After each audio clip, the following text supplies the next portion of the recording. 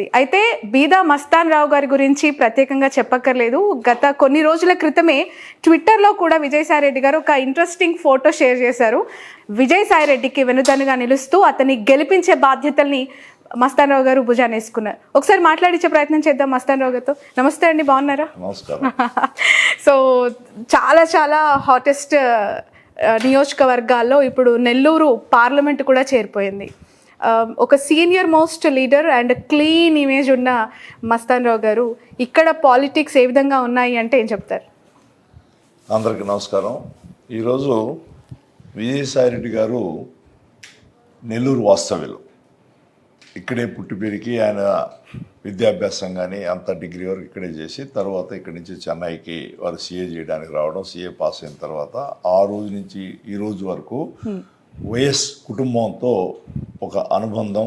ఆయన కుటుంబ సభ్యుడిగా రాజశేఖర రెడ్డి గారు ఉన్నప్పుడు కూడా ఆయనకు అన్ని సలహాలు సంప్రదింపులు, ముఖ్యమంత్రిగా ఉన్నప్పుడు, ముఖ్యమంత్రి కాకముందు అదే అనుబంధం మన జగన్మోహన్ రెడ్డి గారు రాజకీయాల్లోకి అడుగుడినప్పటి నుంచి కూడా కొనసాగింపు చేయడం చాలా గొప్ప విషయం. అదే ఆయన క్రెడిబిలిటీ కూడా. ఎన్ని ఒడిదుడుకులు వచ్చినా కూడా జగన్మోహన్ రెడ్డి గారికి అండగా నిలిచినటువంటి ఒక నిబద్ధత కలిగినటువంటి వ్యక్తి మన వేణుంబాకం విజయసాయిరెడ్డి గారు. మా చిన్ననాటి విషయాలకు వస్తే మేము ఇక్కడ చిన్నప్పటి నుంచి 45 సంవత్సరాల పైబడి ఆ ఫోటో మీ దగ్గర నుంచి తీసుకున్నారా? సార్ దగ్గర ఉంది, షేర్ చేశారు. ఒకసారి మద్రాసులో సీఏ చదువుకునేటప్పుడు అక్కడ బీచ్ లో పోయి చిన్ననాటి స్నేహితులు అందరూ సీఏ చదువుకునేటువంటి విద్యార్థులు అందరం కూడా ఆ ఫోటో తీసుకున్నాం. అది నా దగ్గర కూడా లేదు, ఎట్టో ఆయన దగ్గర ఉండిపోయింది. అది నాకు ఆశ్చర్యం వేసింది. కాబట్టి ఆ రోజు నుంచి ఈ రోజు వరకు ఆయన వేరే పార్టీలో ఉన్నా, నేను వేరే పార్టీలో ఉన్నా, ఏ రోజు కూడా మేము స్నేహాన్ని కొనసాగించడే కాకుండా ఒకరి విషయాల్లో, ఒక రాజకీయ విషయాల్లో ఎవరు పద్ధతి ప్రకారం పోతున్నాం. అంతేకాకుండా ఈ రోజు కూడా Vijayasai Reddy VS Reddy and company నా గ్రూప్ బిఎంఆర్ సంస్థలు కూడా ఆడిటర్. ఈ రోజు కూడా ఒక సందర్భంలో చంద్రబాబు నాయుడు గారిని తెలుగుదేశంలో ఏమయ్యా ఇంకా విజయసాయిరెడ్డి గారిని నీ ఆడిటర్గా పెట్టుకున్నావు అని అడగడం కూడా జరిగింది. కానీ నేను ఒకటే చెప్పాను, అది వేరు ఇది వేరు, రాజకీయం వేరే వ్యక్తిగతం వేరే అని కూడా నవ్వుతా నేను కూడా సమానం చెప్పాను. అది మాకు ఉండేటువంటి అనుబంధం. అయితే ఈరోజు విజయసాయిరెడ్డి గారు నెల్లూరు పార్లమెంట్ అభ్యర్థిగా గౌరవ ముఖ్యమంత్రి శ్రీ జగన్మోహన్ రెడ్డి గారు ఇక్కడికి ఎన్నిక చేయడంతోనే ఆయన విజయం, అంటే పార్టీ విజయం ఖరారైనటువంటి వాస్తవాన్ని నెల్లూరు పార్లమెంట్ పరిధిలో 7 నియోజకవర్గాలు అందరూ కూడా ఇప్పటికే అనుకోవడం జరుగుతుంది. వేమిరెడ్డి ప్రభాకర్ రెడ్డి గారు ఇంతకాలం వైఎస్ఆర్సీపీ పార్టీలో నాయకుడికి దగ్గర ఉండారు, పదవులు అనుభవించారు, భార్యాభర్తలు ఇద్దరు కూడా పదవులు అనుభవించారు. ఆయనకి ఎంతంత సన్నిహితంగా ఉండి కూడా ఆయన సడన్గా పార్టీ మారడం చాలా బాధాకరం. నాకు కూడా రాజ్యసభలో నాతో పాటు ఆయన కూడా కొలిగ్, అంత ఉన్న వ్యక్తి, అనుబంధం పెంచుకున్న వ్యక్తి ఈరోజు పార్టీ నుంచి విడిపోయిన తర్వాత ఆయన మొదట్లో కొంచెం కన్ఫ్యూజన్ ఉండింది. కానీ ఈరోజు ఆ కన్ఫ్యూజన్ అంతా విజయసాయిరెడ్డి గారు ఎప్పుడైతే నెల్లూరు పార్లమెంట్ అభ్యర్థిగా ఖరారు చేశారో జగన్మోహన్ రెడ్డి గారు, ఆ రోజు నుంచి రోజుకి 7 నియోజకవర్గాలలో కూడా వైఎస్ఆర్సీపీ పార్టీ అభ్యర్థి లేక విజయావకాశం బ్రహ్మాండంగా మెరుగైనాయి. మీరు చూసిన ఉదయగిరి మస్తాన్ గారు ఒక ఓపెన్ క్వశ్చన్, జెన్యున్గా ఆన్సర్ చెప్పండి. వేమిరెడ్డి ప్రభాకర్ రెడ్డి అంటే ఆర్థిక సామర్థ్యం ఉన్న ఒక లీడర్ని వైసీపీ ఎందుకు చేజార్చుకుంది? అది మీ బలహీనత లేదంటే తన పవర్ అని చెప్పొచ్చా? అసలు ఎక్కడ చెడింది? అంటే ఇప్పుడు రాజకీయాల్లో ఆర్థిక బలం అనేది కొంతవరకే పనిచేస్తాయి, కానీ ప్రజాబలం అవసరం. ఆయనకి ప్రజా బలం లేదు చెప్పాలంటే. ఆయన ఎప్పుడు కూడా ప్రత్యక్ష రాజకీయాలు ఇంతవరకు ఉన్నటువంటి వ్యక్తి కాదు. ఆయన కూడా పొలిటికల్ నిబద్ధత లేదు.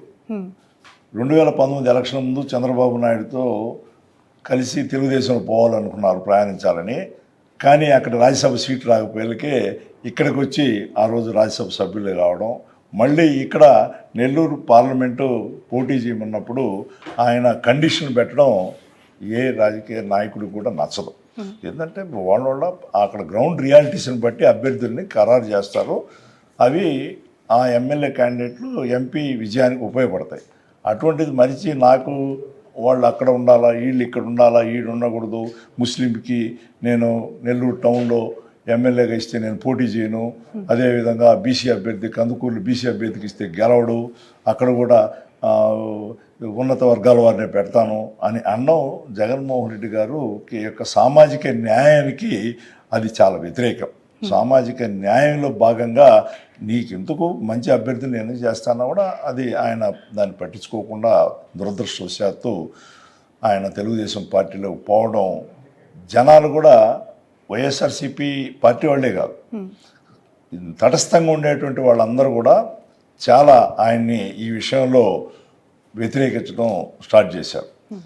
విజయసాయిరెడ్డి గారు అభ్యర్థి ఖరారైన తర్వాత ఆయనకు ఉండేటువంటి క్రెడిబిలిటీ కానీ, వైఎస్ఆర్ కుటుంబంతో అనుబంధం కానీ, నెల్లూరు వాసిగా ఉన్నటువంటిది, అందులో పార్టీలో 2వ స్థానంలో ఉన్నటువంటి వాస్తవం అందరికీ కూడా తెలుసు. రాష్ట్ర వ్యాప్తంగా పార్లమెంట్లో కూడా మా 31 మంది ఎంపీలకి ఆయన పార్లమెంట్ నాయకుడిగా ఉండడం వైఎస్ఆర్సీపీ పార్టీ తరఫున మీరు కూడా చూసుంటారు. ఇటీవల ఆయన సంసద్ రత్న అనేది కూడా పార్లమెంటులో ఆయన చేసినటువంటి సేవలకి అరుదైనటువంటి పురస్కారం కూడా గౌరవ ప్రధానమంత్రి గారు కూడా ప్రదానం చేయడం జరిగింది. అంటే ఇటువంటి ఒక ఉన్నత విలువలు కలిగినటువంటి వ్యక్తిని నెల్లూరు పార్లమెంటుకు పెట్టడం అందరూ కూడా బాగా హర్షిస్తూ ఉన్నారు. ఆయన విజయావకాశాలు బ్రహ్మాండం మెరుగవడం కాకుండా వేమిరెడ్డి ప్రభాకర్ రెడ్డి గారు చేసినటువంటి ఈ రాజకీయంగా పొరపాటు ఆయన్ని ఖచ్చితంగా ప్రజలు హర్షించకుండా ఓడించేటువంటి పరిస్థితి ఈరోజు 7 నియోజకవర్గం నేను చెప్తున్నాను ఈరోజు. బట్ గతంలో పరిస్థితులు ఇప్పుడు ఉన్నాయంట. 2019లో జగన్మోహన్ రెడ్డి గారి వేవు, జగన్మోహన్ రెడ్డి గారి ఒక్క అవకాశం అనే నినాదం బలంగా ప్రజల్లోకి వెళ్ళింది. నెల్లూరు జిల్లా ఆల్మోస్ట్ క్లీన్ స్విప్గా అక్కడ మీకు ల్యాండ్ స్లైడ్ మెజారిటీ వచ్చింది. ఇప్పుడు 2024లో మాట్లాడుతున్నాం. ప్రభుత్వం పైన వ్యతిరేకత ఉంటుంది, సంక్షేమ పథకాలు అందని ప్రజలు ఎంతోమంది ఉంటారు. ఖచ్చితంగా వైసీపీ అంటే ఎంతో కొంత కొన్ని లోటుపాట్లు జరిగాయనే ఒక వర్గం ఉంటుంది. దట్టు ఇక్కడ అరాచకాలు పెరిగిపోయాయి, జిల్లాలో నాయకుల అనుచరుల ఆగడాలు పెరిగిపోయాయి అనే విమర్శలు లేకపోలేదు. ఇలాంటి సిచ్యువేషన్లో ఒక్క వైసీపీ ఎమ్మెల్యేని ఎంపీతో సహా గెలవనీయకుండా అడ్డుకుంటాము అని చెప్పి టీడీపీ చేస్తూ ఉన్న కమెంట్, వేమిరెడ్డి ఇస్తూ ఉన్న ఓపెన్ స్టేట్మెంట్, దాన్ని ఎలా చూడాలి? ఇప్పుడు చూడండి, ఇప్పుడు 2019 ఎన్నికల్లో జగన్మోహన్ రెడ్డి గారి యొక్క ఇమేజ్ వల్ల రాజశేఖర రెడ్డి గారి తనయుడిగా ఉన్నటువంటి ఒక మంచి క్రెడిబిలిటీతో అందరూ కూడా బ్రహ్మాండమైనటువంటి మెజారిటీతో పట్టం కట్టదరింది. ఆ రోజు వైఎస్ఆర్సీపీ పార్టీకి ఇంతమంది కార్యకర్తలే లేరు, అప్పుడు క్యాడరు లేదు. క్యాడర్ లేకుండా ఉండడమే కాకుండా ఆ రోజు లేనటువంటి ఆయన సేవలు అంటే ప్రభుత్వంలో లేడు కాబట్టి అయినా కూడా అంత మెజారిటీతో గెలవడం. కానీ ఈరోజు చూస్తే మొత్తం మీద ఈ సంక్షేమ కార్యక్రమాలు కానీ, సామాజిక న్యాయం కానీ చేసినటువంటి ఈ పరిస్థితుల్లో మినిమం 45% ఈరోజు జగన్మోహన్ రెడ్డి గారు సైనికుల మాదిరిగా ఉన్నారు. గతంలో లేదు. గతంలో జనరల్గా పబ్లిక్ ఏంటంటే జగన్మోహన్ రెడ్డి గారి ముఖ్యమంత్రిగా ఒకసారి చేయాలి అని అనుకున్నారు, బ్రహ్మాండంగా జరిగింది. ఈరోజు సొంత సైన్యాన్ని వైఎస్ఆర్సీపీ పార్టీకి తయారు చేయడం ప్రధానమైన బలం. ఆయన ఏదైతే చెప్పారో అవన్నీ కూడా పాటించడం ఈ 5 సంవత్సరాల్లో జరిగినటువంటి వాస్తవం.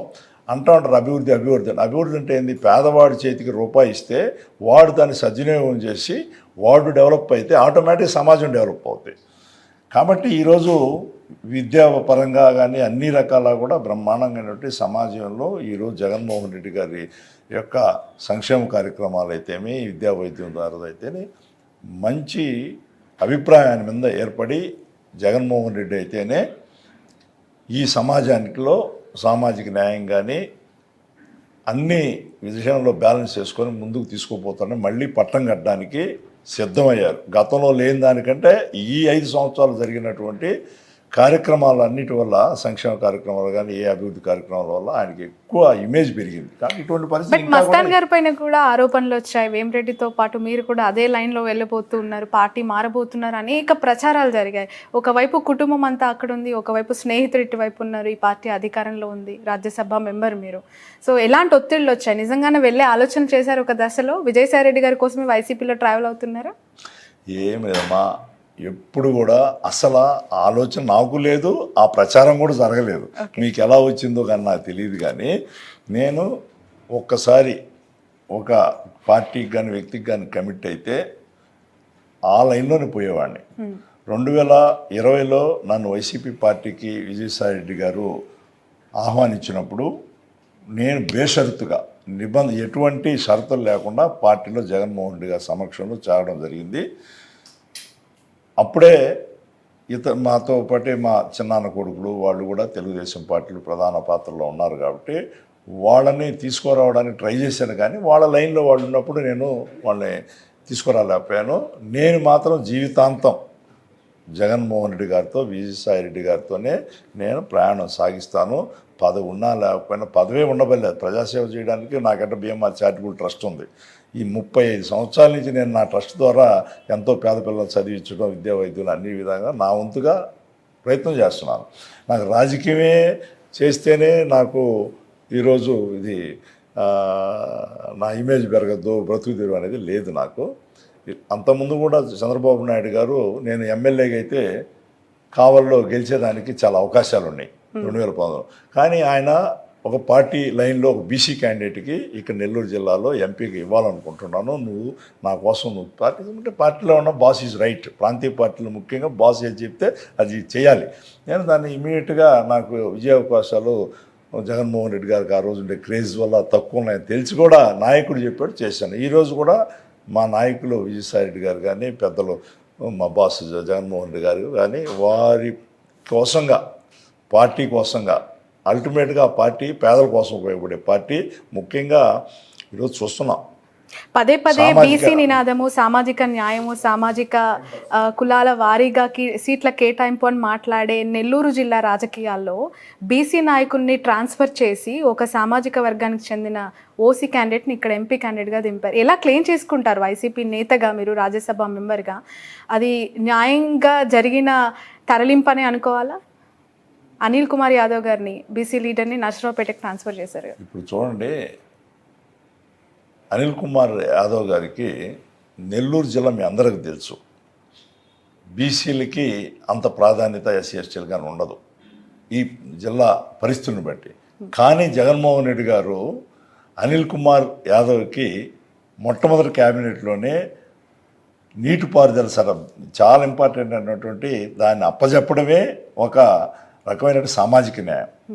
తర్వాత 9 మంది ఎంపీలు ఎలక్ట్ అయితే రాజ్యసభకి 4 బీసీలు పెట్టారు. అన్ని సామాజిక వర్గాలు తీసుకొచ్చి పెట్టారు. మనం గతంలో ఎప్పుడు ఊహించుకోలేనటువంటి పరిస్థితి. మొన్న కూడా 3 వస్తే ఒకరు ఎస్సీకి, అసలు ఎస్సీలని రాజ్యసభకి అది ఊహించిన పరిస్థితులు బాబురావు గారు కూడా రాజ్యసభ ఇవ్వడమే కాకుండా ఈరోజు ఇక్కడ విజయసాయి రెడ్డి గారి ప్రాముఖ్యతను బట్టి ఇక్కడ ఉండేటువంటి ఈ జిల్లా వాసి కాబట్టి విజయసాయి రెడ్డి గారు కూడా నాకు ప్రజలతో మమైక్యమై ప్రజాసేవ చేసేదానికి నాకు ఇది ఒక అవకాశం అని చెప్పి బాస్ చెప్పడంతో జగన్మోహన్ రెడ్డి గారు ఆయన ఇమ్మీడియట్గా ఇంకొక ఆలోచన చేయకుండా పోటీ చేయడం చాలా సంతోషం. ఇక్కడ సామాజిక న్యాయం లేదు అంటే ఈరోజు ఒక ముస్లిం మైనారిటీ సోదరుడికి ఎవరు ఊహించలేనటువంటి విషయం ఆయనకి ఇవ్వడం జరిగింది. కందుకూరులో ఒక మంచి గెలుస్తారు అనుకున్న మహీధర్ రెడ్డి గారిని కూడా నువ్వు ఒక బీసీ క్యాండిడేట్ పెడతావు, నువ్వు సహాయం చేయండి అని చెప్పి గెలిపించుకోరండి అని చెప్పి సాహసం కూడా చేశారు. ఈరోజు 100% గెలుస్తున్నారు ఆయన.